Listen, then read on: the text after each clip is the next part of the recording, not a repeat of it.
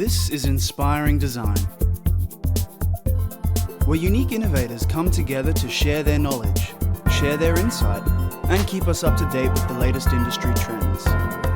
And here's your host, Roshan Senanayake.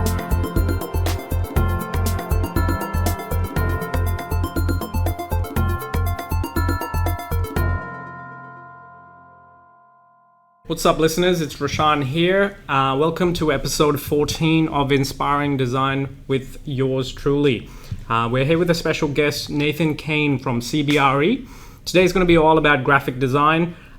Nathan is a senior graphic designer at the CBRE as a part of the national team, Australia, New Zealand pitch team, I believe. He's got an industry experience of 15 years with a wealth of knowledge coming from different backgrounds such as industrial design, architecture and urban design. And thank you for giving up your Friday afternoon, Nathan. No worries. Nice to see you. Can we start off with a little bit of background on yourself? I've I guess been designing for probably close to 15 years now. Yep. But I guess originally I came through a bit of a different path. I guess I started off doing TAFE studies in graphic design. Yep. And then this was in the late 90s, so it was a bit of a different period then. Yeah. It was really changing then. A lot has changed, I bet. Especially in design, yeah. So a lot of my training was or hand illustration work, letter design, stuff like that. So coming into the kind of late 90s, the end of that decade, there's quite a lot of changes. So I kind of did a lot of travelling overseas. I ended up working in the exhibition industry, actually. Doing some installation signage work. Yeah. So I took a bit of a roundabout route in getting to where I am now. Is that as a part of plays and production? No, basically installing shows at the convention centres here in Brisbane and around the country. So and then I eventually went back to study after travelling overseas as well. So I ended up studying industrial design at QUT here in Brisbane. And then after that, I kind of fell back into my graphic design roots. And kind of got back into the corporate world from there. So and you mentioned you've been part of architectural firms and urban design firms. So was that before coming into CBRE? It was. Prior to being here, I was with an urban design consultancy in the Valley. And then a architecture firm before that as well. So cool. Let's start off with what we're here for. What is graphic design in your opinion? Yeah, right. It's kind of a big question, especially nowadays with the whole digital realm opening up. But I guess I always look at it from the perspective I came from as well. I always rely on my training, like I mentioned back when I was a TAFE goer, doing everything by hand.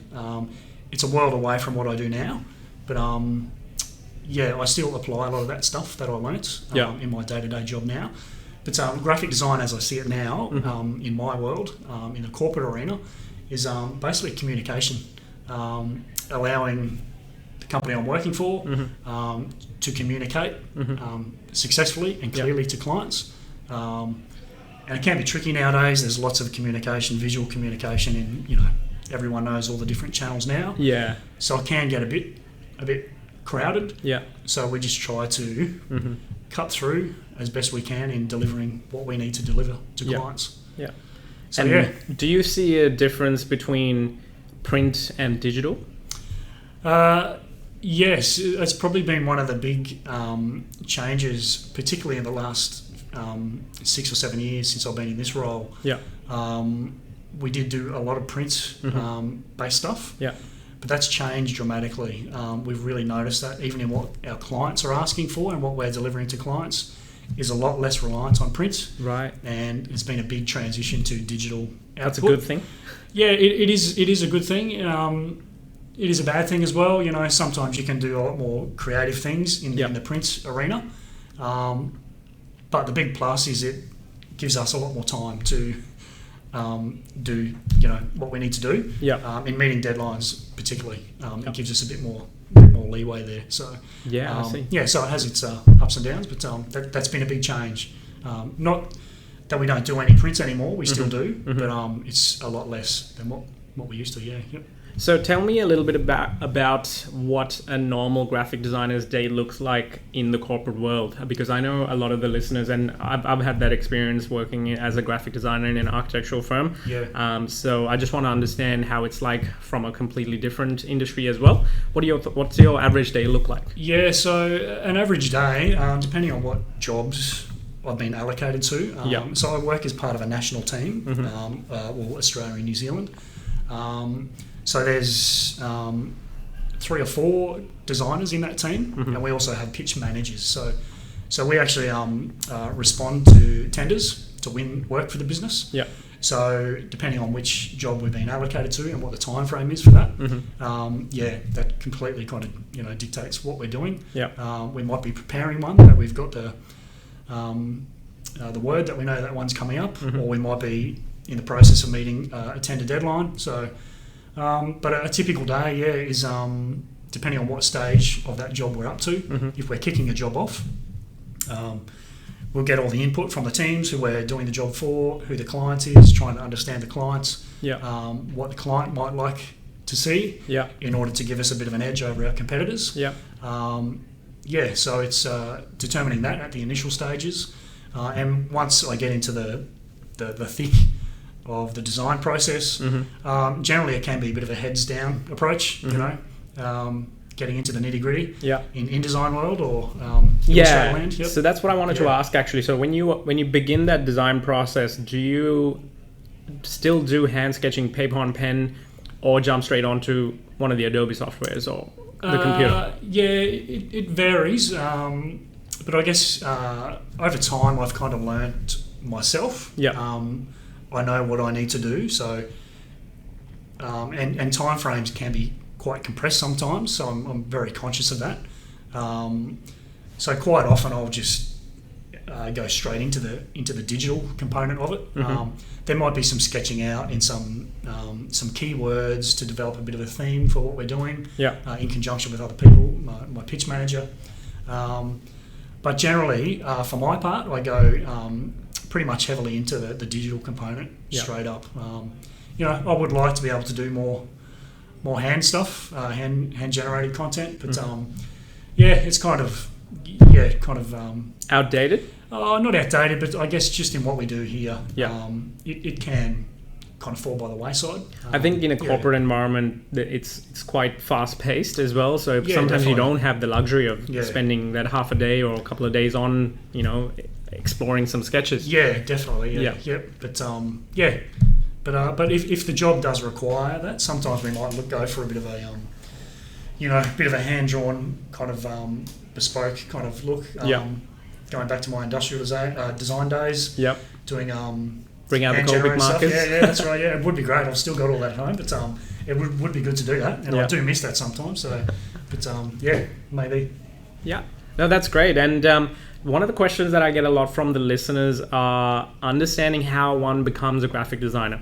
Like even from my own experience going from Archi into graphic design and similar from industrial to graphic design for yourself, are there any registration process or qualifications that people need to call themselves a graphic designer? Or is it more if you have that creative eye, you can fall into a graphic design role almost by trade?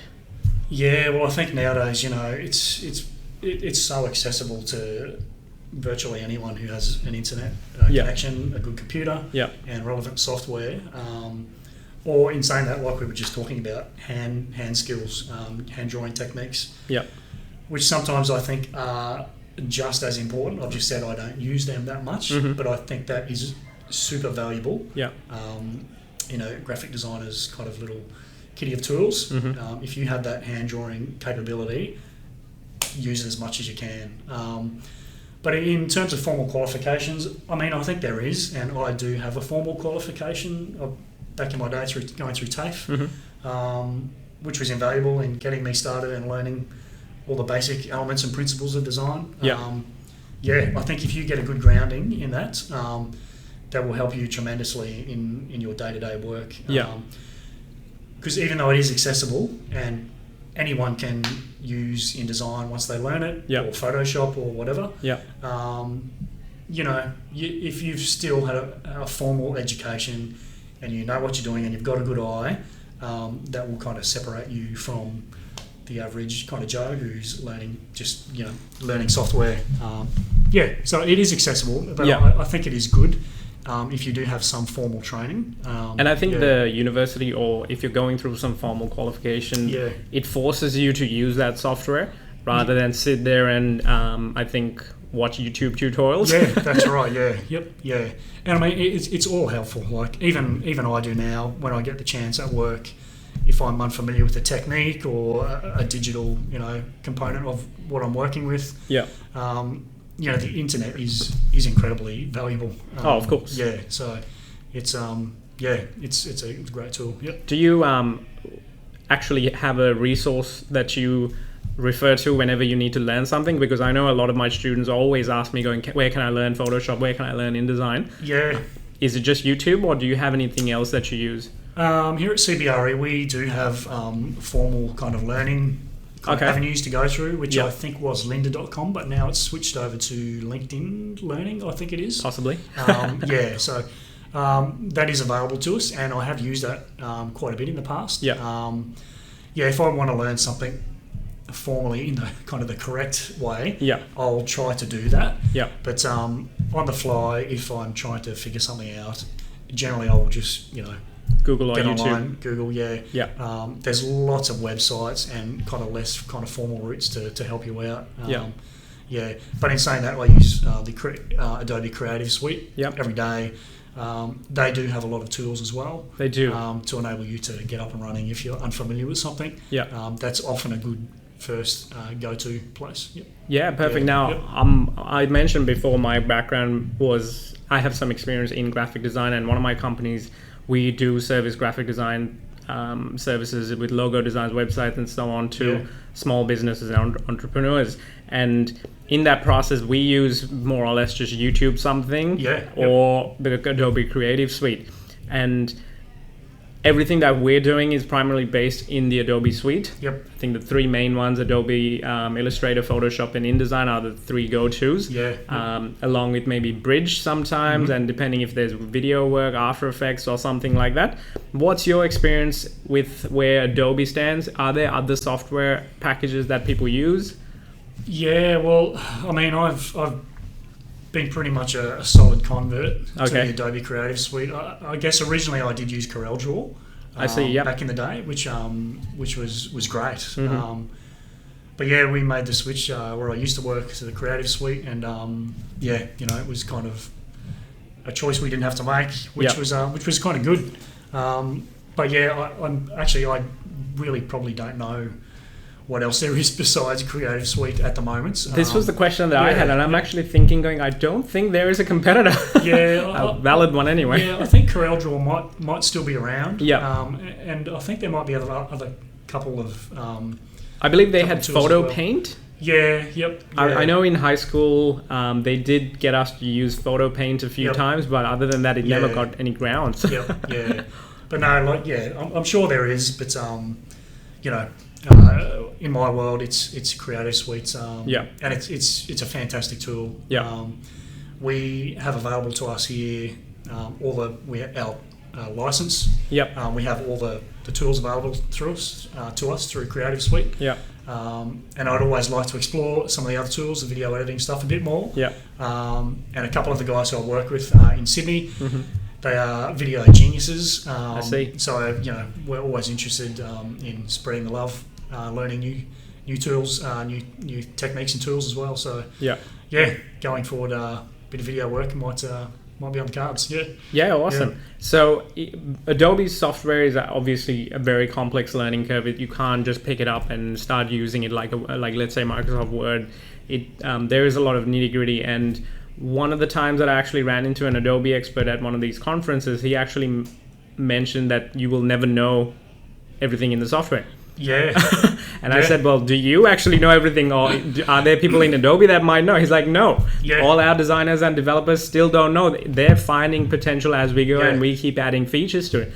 And so how do you have any advice on, especially the younger students or teachers that have never used this software before, how should they approach learning this almost a bottomless pit of capabilities and features? Yeah. How do you approach it? Because that's very daunting. Yeah, it's a good question, and I agree with that. Yeah, there's so much in these tools that's built into them now, particularly in Photoshop. I use Photoshop not as regularly as, say, InDesign or Illustrator, but I know what it's capable of now, and it's way beyond my kind of comprehension. I do what I need to do, but I guess that's probably the answer to your question. After being in my role for quite a while now, day to day I know what I do. So there's a particular skill set and a particular batch of those, or particular set of tools in that software that I use. I kind of, not that I don't learn anything else beyond the tools that I use, but on a need-to-need basis. Yeah, that's right. Yeah. But I try to keep abreast of what's come into the newer versions of particularly InDesign. There's a couple of websites I kind of read semi-regularly to keep up to speed with what's happening. Are they available to public anyone? Yeah, I think one of them is InDesign Secrets is probably my go-to. Okay, InDesign, sorry. InDesign Secrets. InDesign Secrets, there you go. That's actually, I've never heard of that one. Yeah, it's great. Yeah, there's lots of content on there. That's kind of one of my go-tos if I get a question.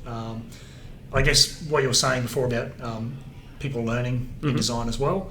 I guess kind of my role in the Brisbane office here is a bit of a go-to person for InDesign. Okay. So when someone new starts that might need to use InDesign in their role, I'm often the person that's called upon to give them a bit of a crash course. And we were doing some regular courses with new people or people that were interested. Often I'll sit down with a group of them or individually sometimes if it's just one person needed. And literally start from scratch with them in InDesign. So so InDesign is your favorite? Well, that's my tool of choice, I guess. What I need to work with every day. So I guess it's become my favourite. I've actually got a little bit of a funny story to tell you because I learned InDesign after I entered the industry. No one at that point in university, there was no structured courses, and I don't think there is even now that says this is this InDesign subject, this is the Photoshop one, and so on. So I did everything in Photoshop. Just because it was panel design, presentations, anything. Just huge files and like so many ridiculous amounts of layers. It's just unnecessary. Frightens me. And I followed the same practice when the first week on the job because, well, that's all you know. You don't know what you don't know. And I had a bit of a mouthful from my graphics manager at the time and basically got the crash course on InDesign and started onto that. But can you clarify for our listeners what each of those main tools do? So, for example, let's start off with Photoshop. What's its focus? Yeah, well, I guess Photoshop primarily is a photo editing tool. And it's pixel-based? It is pixel-based, So you're working with bitmaps, JPEG, PNG, all that kind of pixel-based images. So to my knowledge, that basically means that it's limited in terms of what you see is what you get. You can't go beyond 100%. Is that right? I guess in not so many terms, but in saying that it does have lots of other capabilities, working with importing vector graphics and things like that. It's got video editing content capability. It's got all sorts of stuff. Making small GIFs and so on. Yeah, that's right.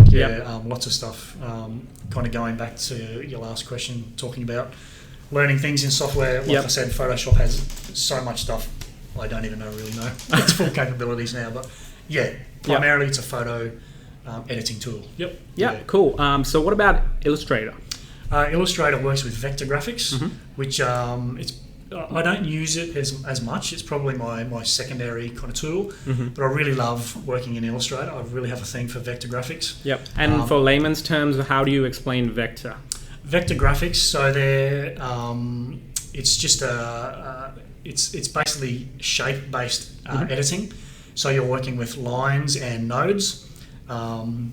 It's the mathematics is done behind the scenes. The software is taking care of that, isn't it? That's right. So there's no pixels. You can zoom in infinitely on the edge of a shape drawn in Illustrator. and you'll always get a perfect clean line. Yeah. So that's used to develop signage, logos, all sorts of stuff. So the same logo vector file will be used on, let's say, the logo on the side of a bottle versus the side of a building. Yeah, that's right. Yeah, yep. And you can export a lot of stuff out to web. You can use it for editing web content as well. Yeah. It integrates with a lot of other Adobe tools in terms of web development as well. So, is that a new feature? Or relatively I think new? it's probably been around for a little while. Yeah. Okay. There's a couple of web tools that Adobe has now. Yeah. And in order to get the artwork into those tools, you can develop that up in Illustrator, as well as Photoshop. Of course. But, Yeah, cool. And what about InDesign, your favorite one? InDesign, well, it's really a layout tool, which way back in the old days, there was a software program called Quark, and it was used to develop magazine layouts, newspapers, and all that stuff. Yeah. InDesign is the king of all that now. So was that by Adobe?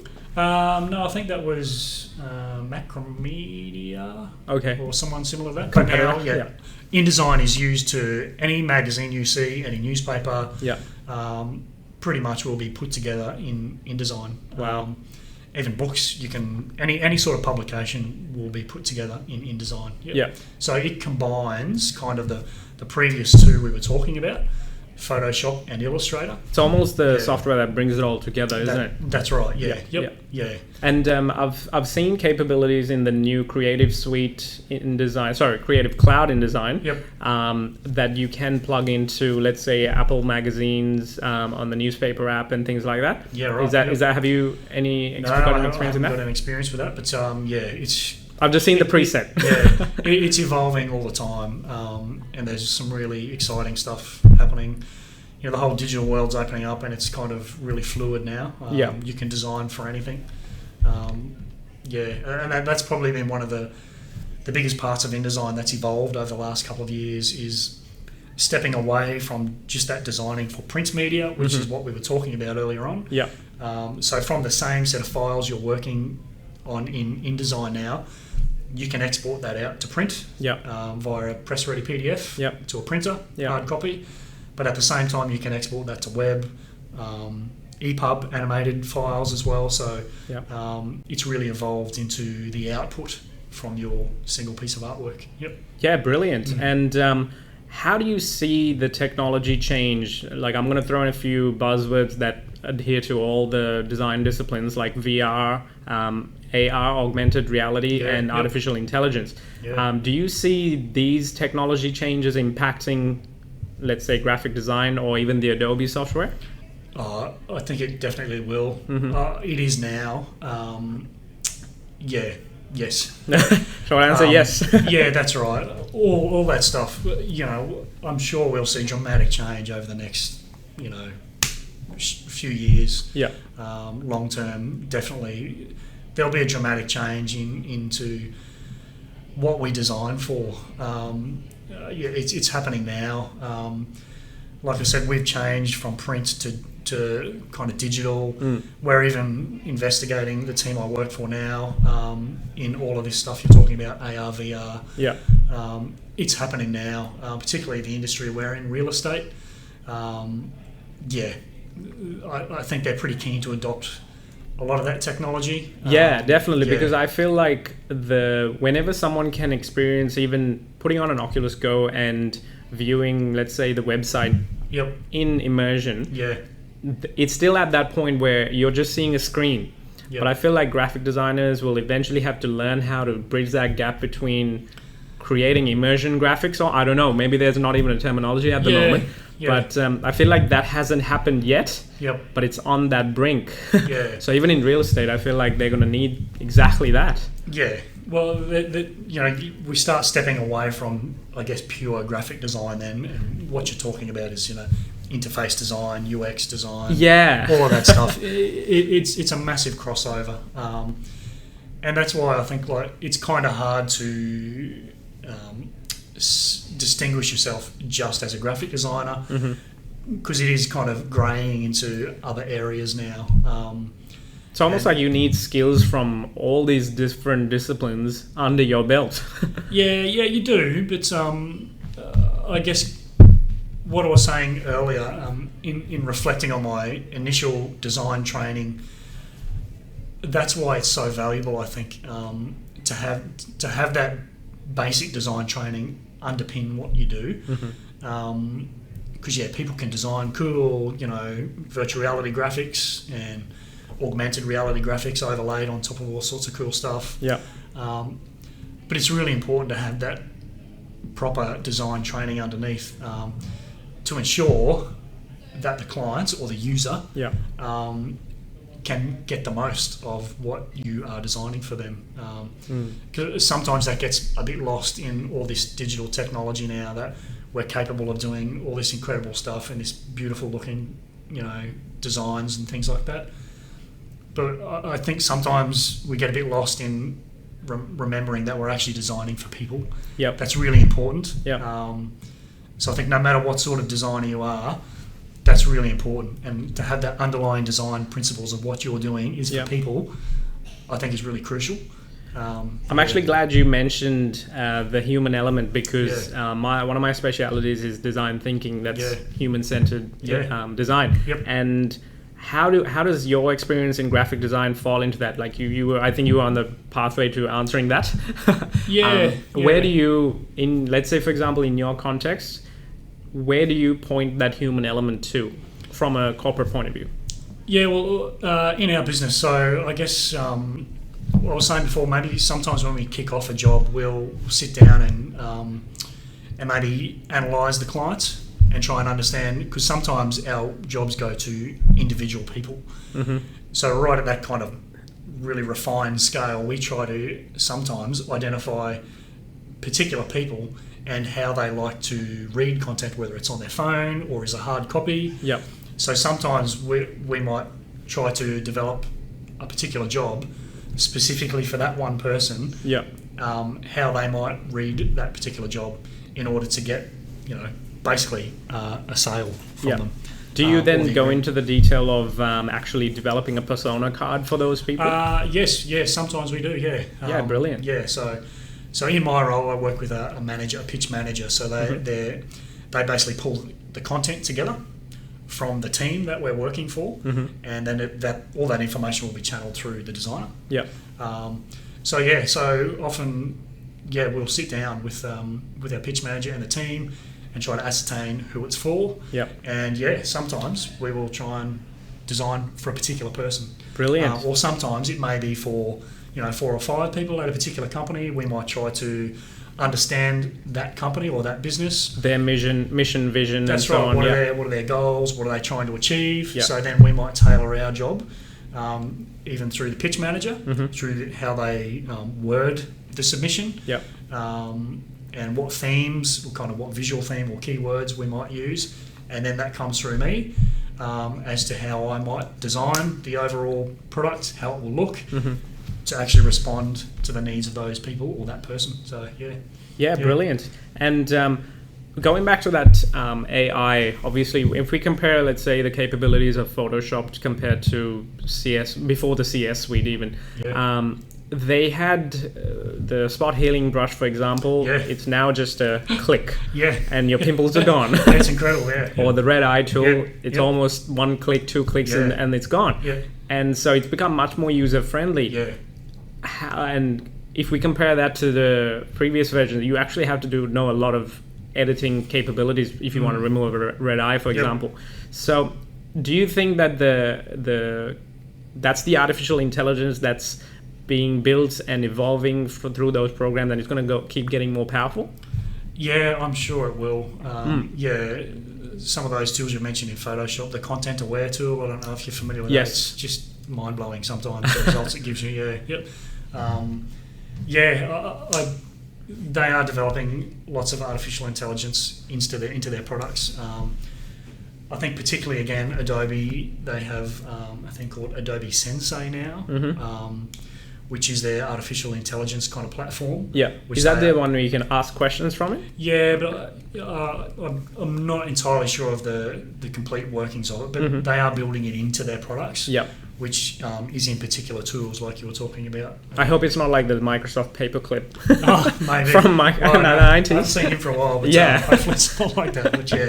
But yeah, that stuff will, evolve dramatically over the next few years. And, you hear about artificial intelligence in potentially taking people's jobs and stuff, and I always say to myself, no, designers will always be needed, we'll always have the eye to design things, but that's exactly right. I've read things and seen some things that it maybe not the case, Yeah, I think it is a concern, and I know a lot of my listeners being teachers are actually concerned about their job being obsolete because of these things, and I think that human touch always needs to happen in education. Yeah. And similarly, I feel like the creative brain cannot be replaced. I feel like it can get very close. Yeah.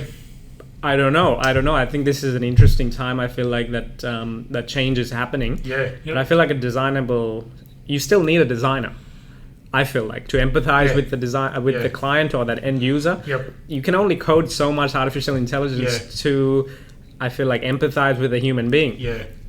Or I could be completely naive. I don't know. No, I agree, Rashan. Yeah, I'm of the opinion that designer or someone like a designer will always be needed to have that, creative mind involved. But who knows? Lots of crazy things have happened over the last kind of 10 years. Quantum computing, once that comes on board, it's a game changer. Yeah. Not just for computing, molecular compounds and pharmaceuticals and stuff, but it could give you a million different options to lay out a magazine in half a second. Exactly. Who knows where it will go? It's kind of exciting. Yeah, I guess we just need to stay abreast of it and keep track of it. And I think so, and I think for students that are learning this, or even teachers that are learning the graphic design techniques, it's all about.